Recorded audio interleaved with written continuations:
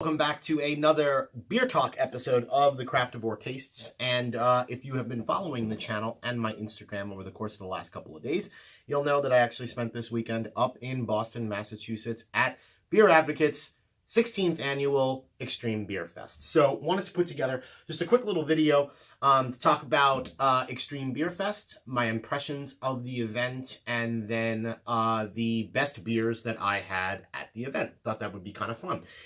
So thank you very much to everybody that tuned in to the live episode of the EBF Eve bottle share that I did with a couple of buddies of mine. Wasn't exactly the best content I've ever created.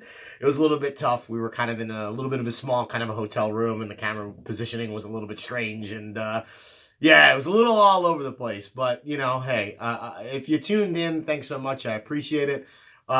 First time I actually ever did a YouTube live video, so you'd think that's something I'd work out before doing it. So if you thought it was a total mess, which I kind of thought it was, no worries. I'll get a little bit better, and maybe we'll do some live episodes down the road. So anyway, Extreme Beer Fest.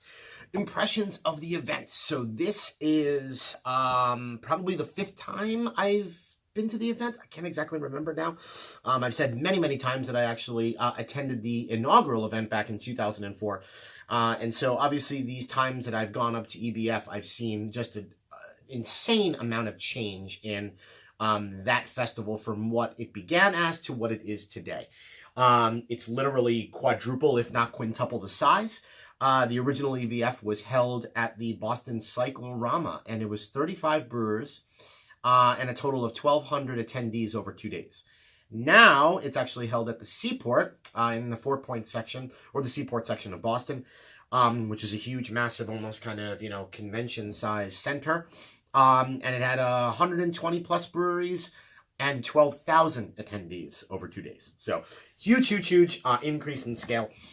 And I honestly thought that this year's EBF was probably the most chilled and relaxed of all the EBFs that I can remember. The spacing and the way that all of the booths of the breweries were set up this year were similar in years past, but for whatever reason, I just thought the kind of spacing and positioning of them were excellent, where in years past, things could kind of get slightly a little bit crowded, and the way that they kind of set it up this year is they pretty much used every single space within the Seaport, and so everything was kind of nicely spread out, and you never felt cramped. It was easy to get across to all of the different booths. Even some breweries, obviously, much more hyped ones than others, attract very long lines. And in years past, those lines can kind of snake and make it difficult for you to kind of move about the event space. That wasn't the case. There was a couple of breweries, obviously, that had longer lines, but even in that case, they were pretty clear, and you could just move around really quickly. I think the crowd at EBF has always been the best crowd I think I've been to as it relates to beer fests. You know, it's a lot of kind of super geeks, man, like people that are there just to kind of geek out on beer, but you know, and there's never kind of really been any issues with people getting out of control or drunk or like anything like that. It's just never been that kind of festival. And this year kind of exemplified that. Like, just the crowd was super kind of relaxed, super kind of chill. And, you know, I got the chance to talk to some folks there, you know, just kind of moseying around and standing online, and everybody was super cool. And it just kind of, it provides like a really great inviting experience, especially for people if maybe that's your first beer festival you've ever been to. The crowd is just kind of super inviting, super warm, very cool. Just really nice atmosphere. So, you know, that's one thing about EBF that was its best this year, but it's something that's always kind of been a plus for that festival, in my opinion. What else can I say? A lot of breweries, you know, some breweries, obviously, the more hyped ones than not, do tend to run out of beer within the last probably 45 minutes to half hour of the festival. Some did, but generally speaking, most breweries were continuing to pour. There wasn't an issue of Crooked Stave back in 2013 or 2014, actually. If you're on Beer Advocate at all, I'm sure people still kind of mention that little issue, and that was actually, I think they kicked their beer like 30 minutes into session 1. Seriously. And obviously, that's not cool. People pay a lot of money to obviously attend this event. And so, the onus is on the breweries to make sure that you're bringing enough beer so that everybody gets the opportunity to be able to sample. It's a 3.5-hour festival. So, generally speaking, the amount of beer that was brought for each one of those breweries was pretty good, man. Everybody was pretty much still pouring near the end. Obviously, some hype breweries kind of finish things off as get super, super long lines, and there's only so much you can do. And then obviously they need to hold back. There was an afternoon session. I went to the 12 or late afternoon, early evening session. I went to what is constituted as session 2, and that's 12 p.m. to 3:30 p.m. So that was cool.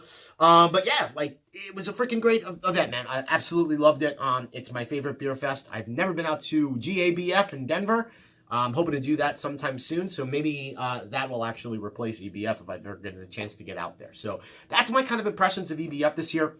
And now I just wanted to take the time to honestly talk about a couple of beers that I thought were absolutely awesome, and some breweries that I tried for the first time, and then obviously some breweries that are there that, were a bit of kind of old standards.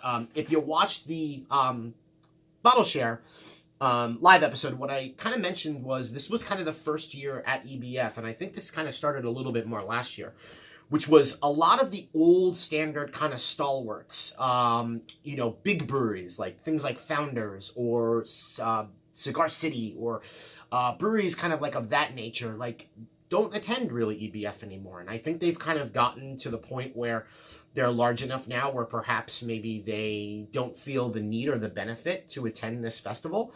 And so you're just getting a tremendous amount of more localized kind of breweries. There are breweries there that obviously I knew, but this was the first year that I can remember where there was a lot of breweries that frankly I've never heard of. And so that was kind of cool. That was kind of different, right? Like, I didn't necessarily have must-have kind of beers going into the event. I did put together kind of like a list of the ones that I really kind of wanted to try, but frankly, a lot of them are just kind of one-offs, right? So I don't have any preconceived notions of what they are, or must-haves from the standpoint of, yeah, I've heard about this particular beer that this brewery brewed in the last year. Like, a lot of this stuff is kind of one-off. So it's really good to kind of go in there and kind of just like get your feet wet with obviously a lot of breweries that you may not come across on a day-to-day basis, right? So that was cool. So let's just jump into it. There was a couple of different beers here. I'll probably just go through the list just to kind of like remind myself of kind of what I had. But longest lines, and I would say the most popular breweries of the festival, if I had to put together a top 5, I would say Great Notion Brewing out of Portland, Oregon was easily number 1. They had the longest line throughout the entire session that I was there. I was able to get and taste all of their beers, which I thought was unbelievable and awesome. They reminded me a little bit of Funky Buddha back in 2014, where, a lot of the beers that they kind of brought, there was a blueberry Berliner that was crazy. Like, 4 ounces of that beer is perfect. But, I mean, literally, the flavor profiles that came out of their beers were extremely, extremely impressive. Next brewery that had a super, super long line, Kane Brewing Company out of Ocean, New Jersey. They brought along 2 of their A Night to End All Dawns variants, and then Sunday brunch, and then Mexican brunch. They cashed out because they had a super, super long line pretty much all day. Burley Oak, also out of Berlin, Maryland, which I've been to a couple different times, had a pretty long line throughout the course of the day. And then there was one last brewery that honestly took me completely by surprise. I frankly don't even remember their name at the moment. I think I do. What was it? They're from Avon, New York. Like Maximus? No. Something along that line. I'll get to it in a minute here. Mortalis Brewing Company out of Avon, New York. So they had a pretty long line, and that one kind of really took me by surprise because I've never heard of them. So, I don't know. In the comments section, if you know, or if you're from that area of New York State and you're familiar with these guys, I didn't know them, so I didn't get online, but like they had a pretty long line. And then last but certainly not least, Foam Brewers out of Burlington, Vermont, which I've also visited. had a super, super crazy long line. So I think those were kind of the breweries that were the most hyped, had the longest lines throughout the course of the day, and really the ones that people wanted to hit up. But let me just go ahead and kind of go through the list of some breweries that and beers that I really, really enjoyed and thought were absolutely awesome. Let's see if we can kind of start here alphabetically a little bit. I'll just run through the list right here to kind of see the beers that really kind of pop to the top for me. So first, let's get into Burley Oak Brewing Company out of Berlin, Maryland. Amazing, amazing, amazing 100 with Nelson. That is their double IPA coming in 8.5% ABV. They've brewed it a bunch of different times. It's always a huge, massive can release when they do it. I thought that beer was absolutely incredible. As you know, if you watch the channel, I'm a big Nelson whore. So anything with Nelson Sauvin hops, I'm all over. I also loved their Mango Blood Orange Lassie Dream. I've done a review on the Peach Mango Lassie Dream on the channel, but this one was crazy. Huge big pops of kind of cardamom. It really is amazing, the flavor profiles that they can get out of those dream beers. They're just freaking absolutely awesome. And then last from Burley Oak was their Gnarly Waffle Stout, which was an Imperial Stout coming in at 9.2% ABV, which I believe was brewed with waffles. And it was absolutely freaking awesome. Loved, loved, loved Burley Oak. Great, great, great, great brewery. Phenomenal beers that they brought to this year's EBF. All right, so next brewery. This one's obviously close and near and dear to my heart. Captain Lawrence Brewing Company out of Elmsford, New York. So that's what I consider, one of my local breweries, and was actually the brewery that got me into craft beer. I have some buddies that work over there back in 2006 when they opened the doors originally in Pleasantville, New York, but now they're in Elmsford. So they brought a milkshake IPA that I thought was absolutely insane. It was called Soft Swerve Milkshake IPA, coming in at 7.5% ABV. And the damn thing was literally like pineapple nectar, like pineapple/apricot nectar. Like, it was crazy. It was a lot more fruit forward than your traditional milkshake IPAs are. Milkshake IPAs, obviously lactose kind of dominant. This was really kind of like fruit, muddled like fruit nectar forward. That was absolutely crazy. One of those beers that if they put it into a 16-ounce can, I don't know if I could finish 16 ounces of it. It's something that I'll probably share with somebody. But it was unbelievable. A 3 or 4 ounce pour. I actually went back for a second one. So I had about 6 or 8 ounces of it throughout the course of the day, and I thought it was freaking unbelievable. So Soft Swerve Milkshake IPA from Captain Lawrence. Unbelievable. Going down the list, let's see, who else did I dump into? Yes, of course, Dewey Beer Company out of Dewey Beach, Delaware. So that's another brewery that I visited this past summer while I was on vacation down in the Delaware shore. And they brought, and the beers that I had, was their Nashville Hot Fried Chicken and Waffles, which was a stout coming in at 10% ABV. And this beer was absolutely nuts. Like, it literally was brewed, apparently, with chicken and waffles. I don't necessarily know how they did that. But the beer was absolutely super viscous. And then it had that Nashville kind of hot chicken style heat there on the back end. If you don't like heat in your beers, you would have hated this. I happen to love it. So there was just an incredible kind of hot spiciness that, for a couple of minutes there, nuked your palate, and you kind of had to just, take some water to kind of get that going. But it was so unique and different that I thought it was absolutely unbelievable. Next, their Secret Machine Parfait. Holy smokes. This beer, if you could have seen the color of it, it was basically like almost a, muddled, bright blueberry and raspberry kind of color, where like this, lightish kind of red / kind of purple hue that was just unfreaking believable. These dudes do lactose sours better than most breweries in the country, in my opinion. They were absolutely freaking unbelievable. Also had their Secret Machine Tiramisu, which kind of has like vanilla wafers, coffee, lactose. There's some fruits in there as well. That one may not be for everybody. The flavors kind of compete with each other a little bit, but I mean, their Nashville hot fried chicken and waffles and their Secret Machine Parfait, both unbelievable freaking beers.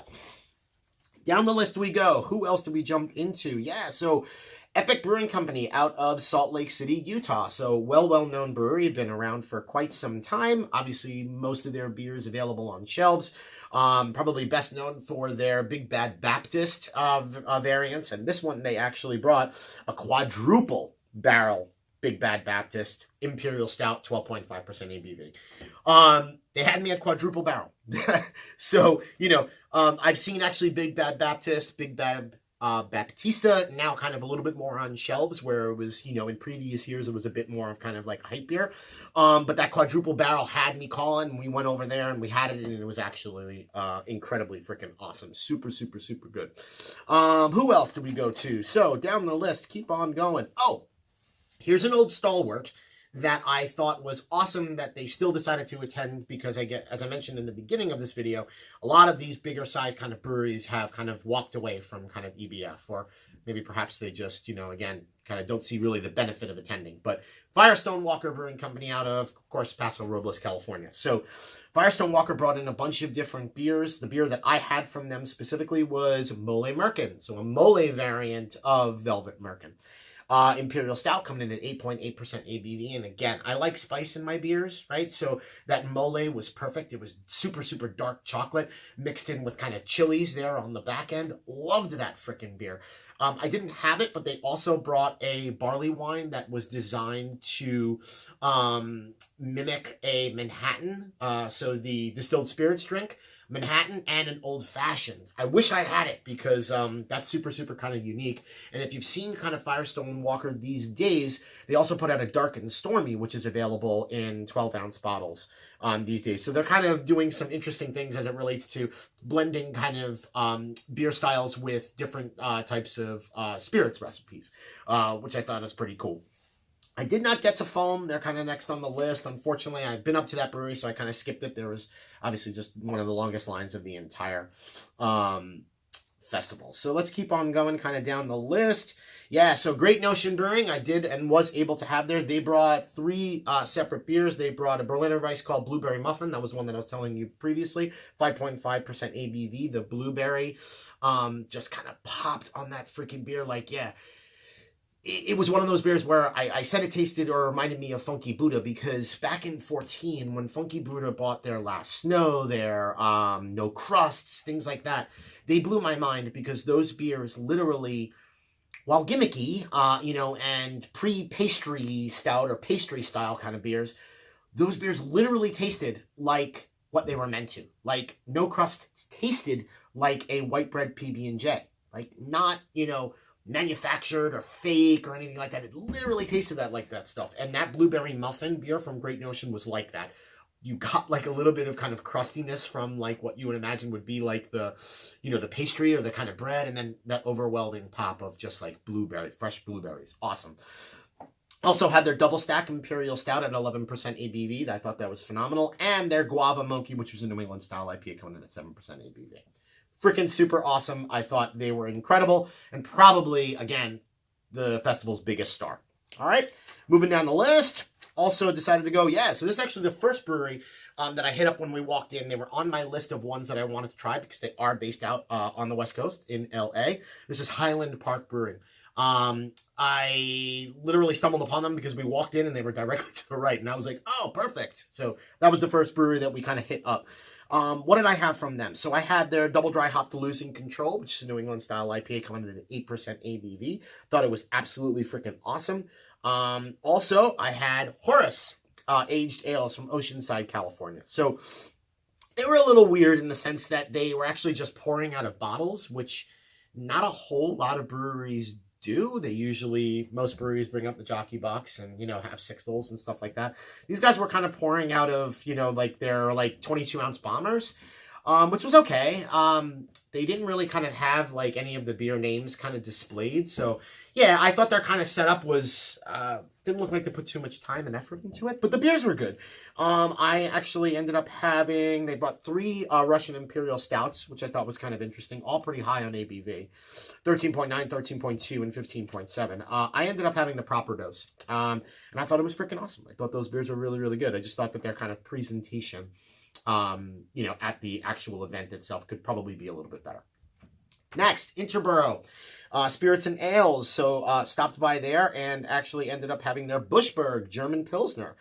Needed a little palate cleanser. So I thought that was really good. Crisp, bready, everything that you would imagine a Pilsner would be. One thing I did want to mention was So J. Wakefield Brewing actually ended up doing Wakefest the same day, so February 2nd on Saturday. So there was a lot of actual brewers that their breweries were represented here at EBF, and it was run by just brewery workers, but a lot of like their rest of their teams were actually down at Wakefest, which was kind of interesting. That's the first time. Like EBF was always kind of like the preeminent festival during that particular weekend. They've done Super Bowl weekend for a number of years now, and I guess Jay Wakefield decided to do Wakefest on the same day. And I don't blame any brewers or any folks who decided to go down there instead of EBF.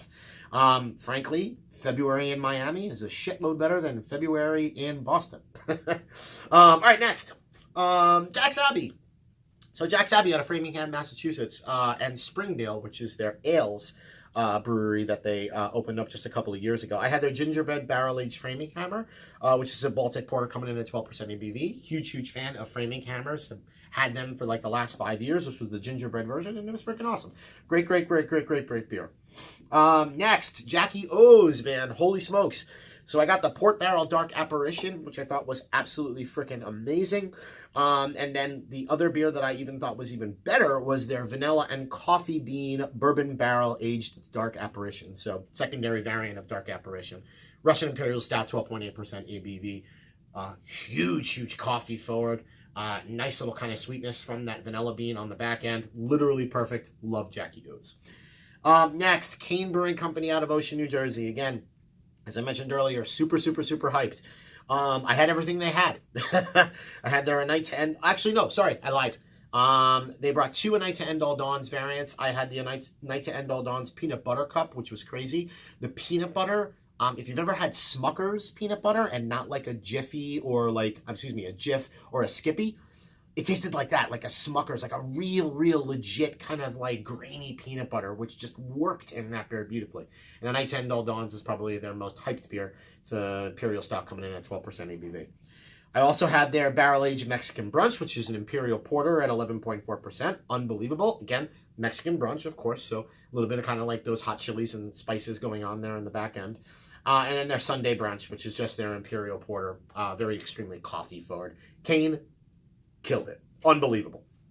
Next beer, or next brewery that I really loved. Down the list. Let's see. What did I really dig? I'm just going alphabetically so I can remember all of the beers that we actually had. Had the Rare Barrel from Berkeley, California. Loved every single one of their beers. The beer that I had was the 2018 Shadows of Their Eyes. And so, funny little story about the Rare Barrel. In that Fort Point Seaport section of Boston, there is a unbelievable beer and wine store called Fort Point Market. And we went in there the evening before. And I walked in and it has kind of the usual suspects and just like a crazy amount of freaking awesome beers. And then I see like Rare Barrel bottles like right there, which is highly unusual. And I ended up buying like one of each. And the only one that I didn't get was the 2018 Shadows of Their Eyes, which I got to have the next day at EBF that I thought was awesome. Wild Ale or Sour, 6.8% ABV. Unbelievable. Freaking awesome. Continuing down the list, and we're almost done here. Of course, Sam Adams, Boston Beer Company, Boston, Massachusetts. What did I have? Naturally, Utopias. All right, so Utopias is their extremely famous, insanely high ABV American Strong Ale coming in at 28% ABV. This was actually the 2009 vintage, which I thought was super cool. Of course, if you've had Utopias before, it goes for anywhere between $200 and $275 a bottle. It's more kind of along the lines of a cognac or a brandy, and you get that kind of warming sensation. And they kind of give you like an ounce or two, and that's always kind of been a stalwart and a standard of EBF, and I was happy I got to have it this year as well. Who else did we have that really stood out to me? There's probably one or two additional ones. Yeah, we'll do the last one here, and that was actually Vanished Valley Brewing Company out of Ludlow, Massachusetts. Couple of really awesome New England style IPAs that they brought up. I actually ended up having, I believe, Downriver IPA, which is a New England style IPA at 4.3% ABV, so super kind of low. You're generally speaking about session IPA territory and that, and it was really freaking good. Like, it was an excellent freaking session, had that just right amount of, tropical fruits kind of going forward, and even from a malt perspective, you're going to kind of, get that kind of dropout, in the middle of the palate as it relates to a session. But this was one of those session beers that I would have absolutely no freaking problem drinking tremendous amounts of them in one evening. It really kind of delivered on the best of, session IPA characteristics that I've had in quite some time. So I thought that was freaking awesome. All right, so yeah, that'll do it. Those are kind of just my best beers of EBF 2019 this year, as well as my general overall impression of the festival. So if you're watching the channel and you are actually at EBF, interested, pop down in the comments section. Let me know what you thought about the festival. And yeah, that'll do it for this episode of the Craftavore Taste, specifically Beer Talks about EBF. Hope you join me again for another episode where I drink, I review, I rate, and I repeat. Cheers, guys.